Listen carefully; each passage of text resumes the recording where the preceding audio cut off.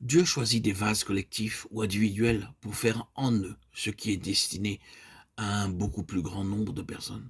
Ces vases, qu'ils soient individuels ou collectifs, sont représentatifs de ce que Dieu désire faire à plus grande échelle et pour un plus grand nombre. Mais il le commence en eux. Je pense que c'est ce que Paul voulait dire quand il déclarait « Oh, moi le premier, pour que je serve d'exemple » 1 Timothée 1,16. Je pense qu'il disait par là qu'il y avait un aspect représentatif dans ce que Dieu allait faire par lui. Tout ce que le Seigneur allait faire par lui était pour un domaine plus grand. Les églises, les provinces, les nations. Ce témoignage était représentatif. Dieu allait opérer à une plus vaste échelle par cet homme, non pas en lui donnant quelque chose à dire, mais en faisant quelque chose en lui. Ne nous méprenons pas, car Dieu fait une chose en premier lieu. Il introduit dans le vase une représentation vivante de sa plus pleine pensée au moyen d'expériences particulières, inhabituelles et étranges. Il y a très peu de choses ordinaires dans la vie et l'expérience d'un tel vase. Tout est extraordinaire, inhabituel. Les vases représentatifs, qu'ils soient individuels ou collectifs, sont choisis afin qu'en eux soient établies les valeurs intrinsèques essentielles destinées à un domaine et à une sphère plus grande.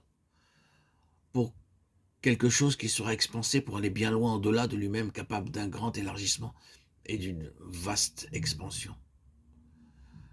En chimie, nous parlons de la teinture mère. Nous voulons parler par là de quelque chose que vous pouvez diluer et diffuser. C'est la substance même de l'essence concentrée. Mais l'objectif de tout cela dans n'importe quel vase sera de produire des valeurs intrinsèques, de concentrer l'essence. Et c'est là un travail considérable. Il n'y aura rien d'ordinaire dans ce domaine. Certains parmi vous peuvent être capables de comprendre cela par expérience. Les agissements de Dieu envers vous ne sont d'aucune manière des transactions ordinaires. Parfois, vous ressentez que la concentration dans votre expérience est bien trop forte. Vous demandez parfois comment vous allez pouvoir passer par toutes les voies et les manières de procéder du Seigneur. Je me tiens tout près de ce que relate la Bible. Ne pensez pas que je parle en dehors de la Bible. Je parle de l'arrière-plan. C'est ce que la parole de Dieu révèle. C'est l'expérience d'Abraham. Dans cet homme, nulle expérience ordinaire, mais une concentration de l'œuvre de Dieu. Pensez à la grande phalange qui a puisé ses valeurs dans tout cela.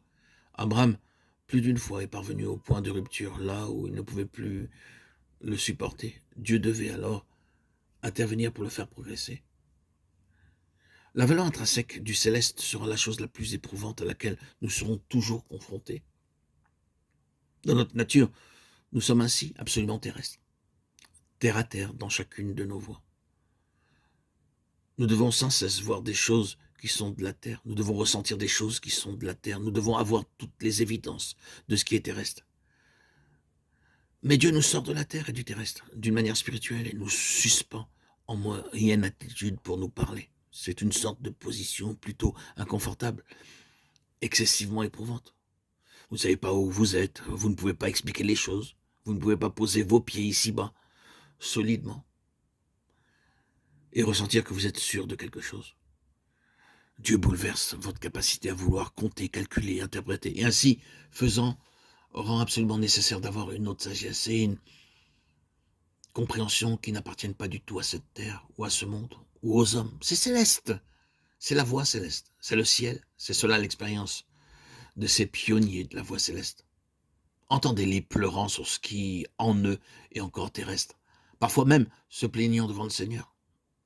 Écoutez Jérémie, il s'élève des profondeurs.